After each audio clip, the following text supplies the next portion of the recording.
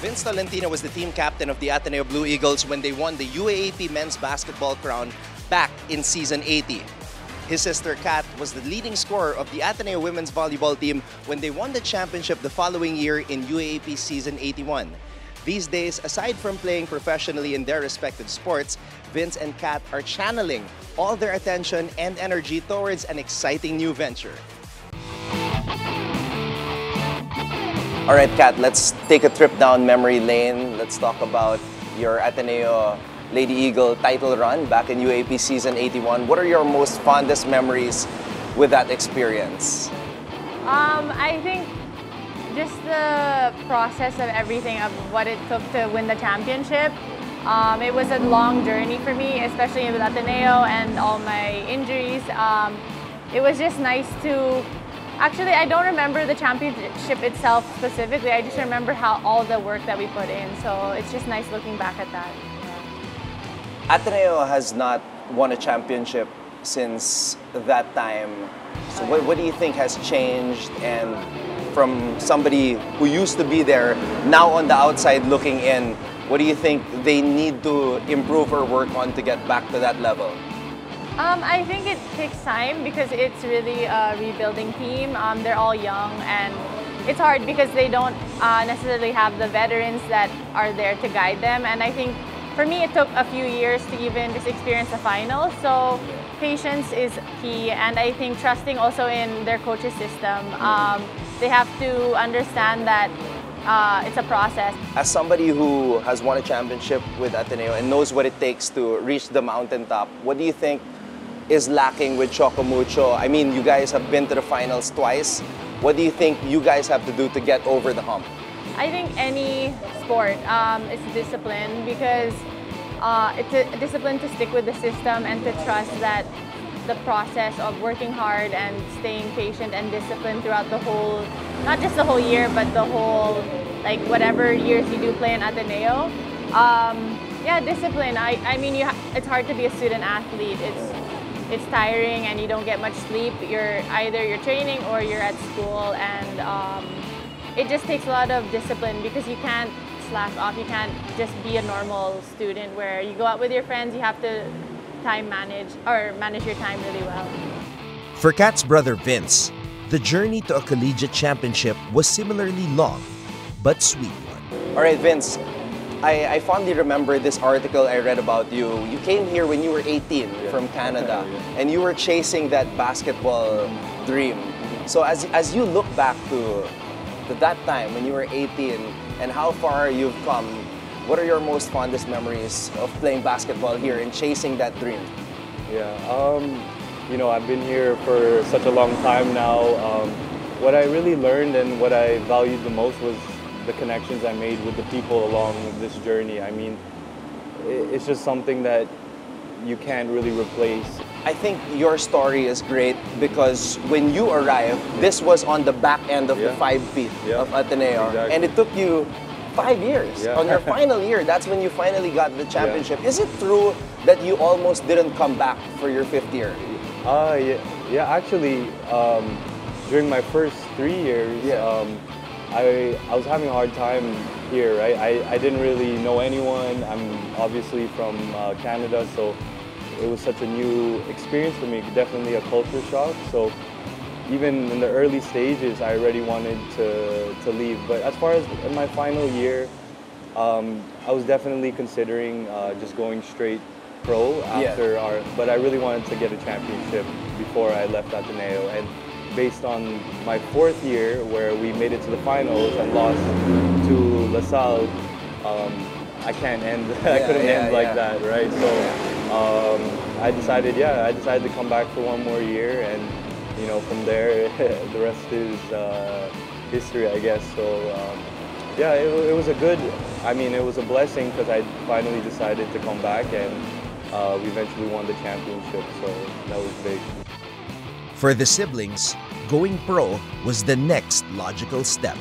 Now, one of the exciting things about that was that a lot of the players from that championship team transitioned with you together with Chocomucho. Even Coach Oliver Almadro in the beginning was with Choco Mucho, but obviously it was a different experience playing in the collegiate level and the pro ranks. Could you talk to me about that experience and how you guys made the transition? The level of play is so different. It's a lot higher. Of course, you're playing with the best volleyball players, and I found that over the years PVL has improved so much in terms of competition. Yeah, a lot of changes definitely with Choco Mucho, and we're gonna get to that in a bit. But you guys have almost won the championship with Choco Mucho. What do you think will be that maybe missing piece or final ingredient to finally win Choco Mucho's first ever PVL championship? I actually believe that we're almost there. I mean, we've gone to the finals twice already. Yep. We've just had a bit of obstacles, of course, like injuries or getting sick. Or for me, I wasn't able to play as much last conference because I got sick. But then, I guess just understanding that, again, patience, like what I said before with Ateneo, you have to be patient with the team. So I'm kind of sad about this because I've seen you girls grow together, win championships together, but now it's obviously a different look for Choco Mucho. Maddie Madea getting recruited, props to her, going to Japan, and of course BDL winning a championship with Creamline. So naiwan ka dito sa Choco Mucho. So what's it like for you being the last of the Triple Towers standing here with the Flying Titans? It's, of course, bittersweet, or actually, yeah, it's not what I wanted or what I expected going into Choco Mucho, but I guess I understand it's more about growth.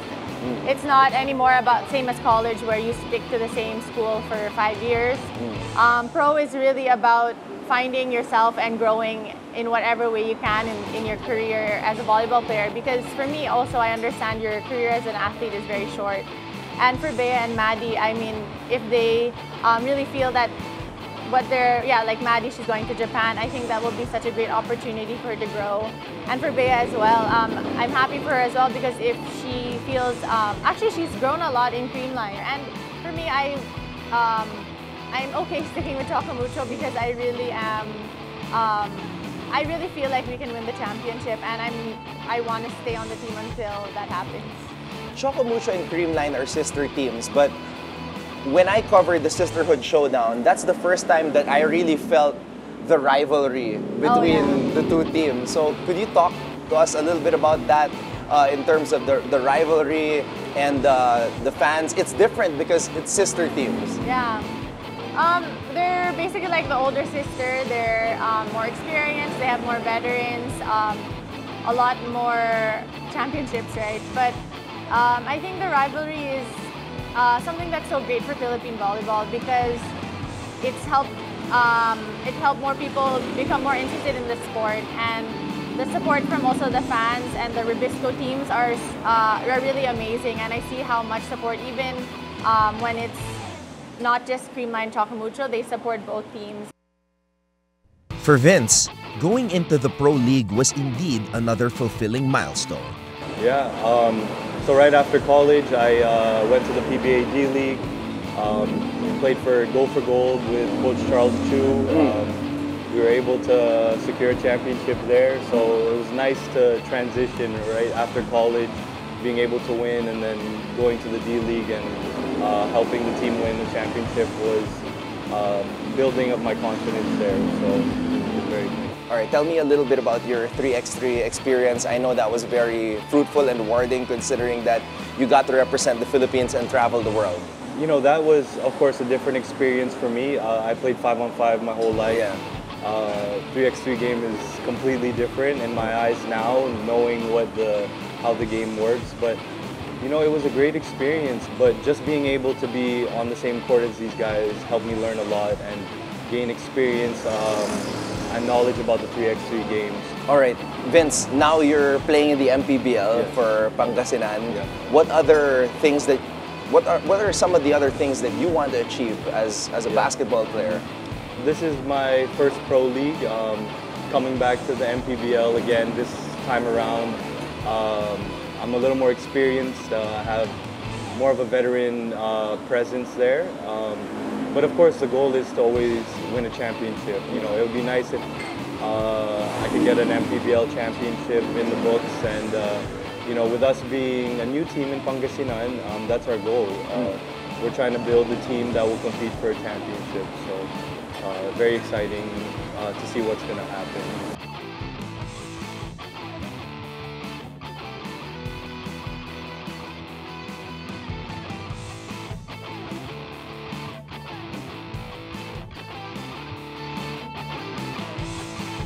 Vince and Kat are now bringing their shared passion for sports into business, venturing into one that Pinoys love the most: food. All right, now let's transition into the business side. How did this idea to start a restaurant business come about? Actually, it was more my brother who introduced me. He's, I guess, more of the. He wanted to look more outside of sports, and he's older than me by 2 years, so he's also looking into the future. And I guess this opportunity was just a good way for us to kind of look ahead, because obviously volleyball and basketball aren't going to be with us forever, and we have to prepare. How much does a space like this cost, like a ballpark figure, for anybody who might be interested, watching right now, might be interested in getting into the restaurant business? So for a restaurant like this, probably around 5.5 million. Again, our location is in Antipolo, so the market would be a little cheaper, you would say, than in the city in Manila, but that's around the ballpark that I would say. What are some of your most favorite dishes here at Ihaw Kamayan? For me, I love the kare-kare and the bulalo. I would say those are my top 2 dishes. Of course, sinigang is classic for me. So even back home in Canada, that was my mom's go-to specialty. So those probably 3 dishes would be my go-to as far as the Filipino menu. So what is your favorite dish here sa Ihaw Kamayan? Oh, that's hard. I would say the kare-kare or the sisig. Yeah. Did you have a lot of that in Canada? Kare-kare? No? We don't have Filipino food really. Only what my mom cooks. So like sinigang, adobo. Okay, all right. So you also have that here, sinigang and adobo? Or... Yeah, we have here. Oh, okay, yeah, nice, we have nice. A lot of Filipino food. For Kat, still, the ultimate dream is to continue working on her passion for volleyball. Do you have any personal goals with regards to having a different business in the future? And if so, what business would you like to venture into? I think, yeah, related to volleyball, still like clinics or, because as a kid, when I grew up in Canada, I always would go to those volleyball clinics, and I would always learn so much. So I think that would be a cool business venture for me in the future.